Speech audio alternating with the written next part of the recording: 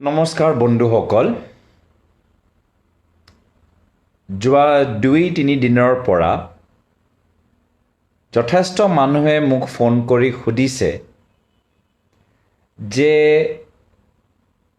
প্ৰাক্তন chief জাষ্টিস of India আৰু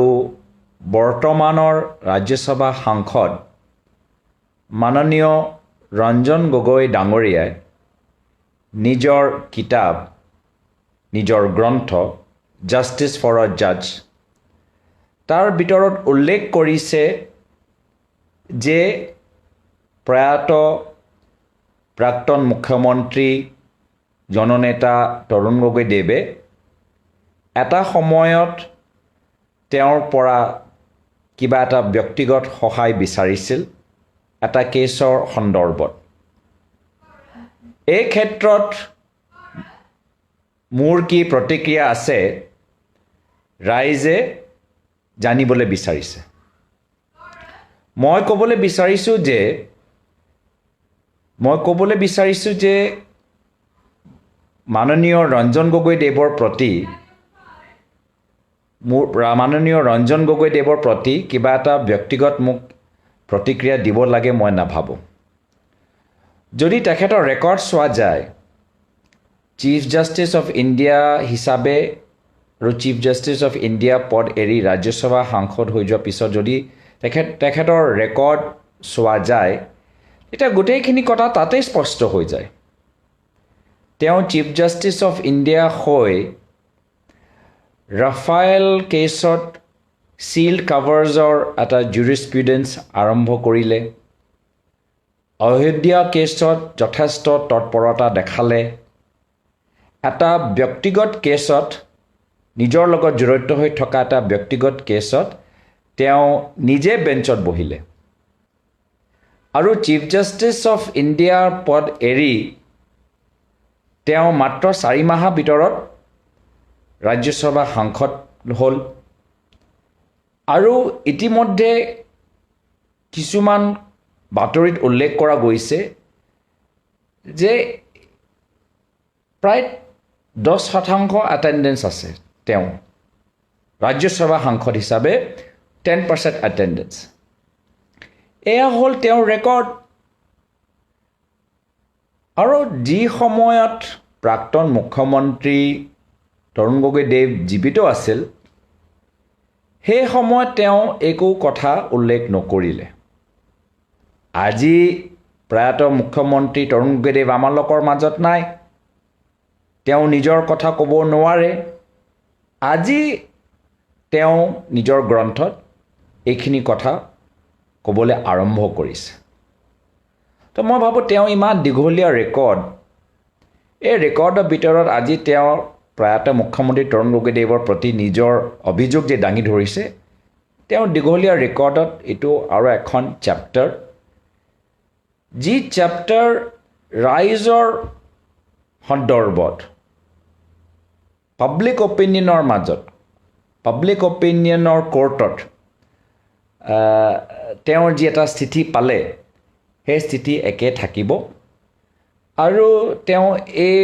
ধৰণৰ ব্যক্তিগত অভিযোগ দাঙি ধৰিলেও অসমৰ ৰাইজে ভাৰতৰ ৰাইজে যি শ্ৰদ্ধা যি সন্মান প্ৰাক্তন মুখ্যমন্ত্ৰী তৰুণ গগৈদেৱক দিছে সেই সন্মান সেই শ্ৰদ্ধা অটুট থাকিব তাত কোনো ধৰণৰ সলনি নহয় আৰু মই নিজে ভাবিলোঁ যে তেওঁ আজি ইমান কষ্ট কৰি NRC কৰালে NRC বৰ্তমানৰ ৰাজ্য চৰকাৰে স্বীকাৰ কৰা নাই সেই বিষয়ে কিবা এটা ক'ব সেইখিনি কথা নকৈ তেওঁ বৰ্তমানৰ অসমৰ মুখ্যমন্ত্ৰীজনক